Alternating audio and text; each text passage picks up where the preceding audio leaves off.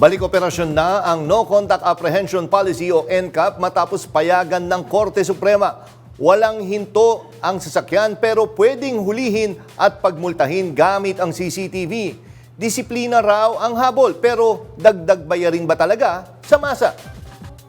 Kaya ngayong gabi, ito ang tanong ng bayan. Pabor ka ba na ibalik ang no contact apprehension? Mas mabilis nga ang trapiko pero baka naman mabigat sa bulsa nating mga Pilipino.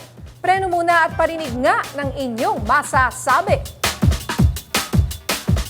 Ay, hindi po ako sir pabor kasi mas lalong patong-patong namin violation pag gano'n na sistema. Hindi kasi kawawa naman yung mga rider. Unang-una, pagka nagkaroon ka na ng unang violation, so meron kang another ulit na chance na magkaroon. So pwede magpatong-patong kasi. Laki ng penalty. Mas maganda yung ganon. Talagang hindi mo matatanggi. Makadisiplina yung mga driver sa ganon. Hindi mo alam kung nahuli ka. Bukod doon, malalaman mo lang pagka nahuli ka, yung pag-renew mo na lang ng lisensya. Mas malaki yung gastos eh. Siyempre hindi. Mabigat nga sa bulsa, totoo yun. Kasi hindi mo alam kung ano yung mangyayari sa'yo pagdating mo ng kuha ng lisensya mo eh. Hindi po kasi magulo. Hindi malalaman kung ano violation. Hindi mo alam kung nakakarami ka na pala ng violation eh.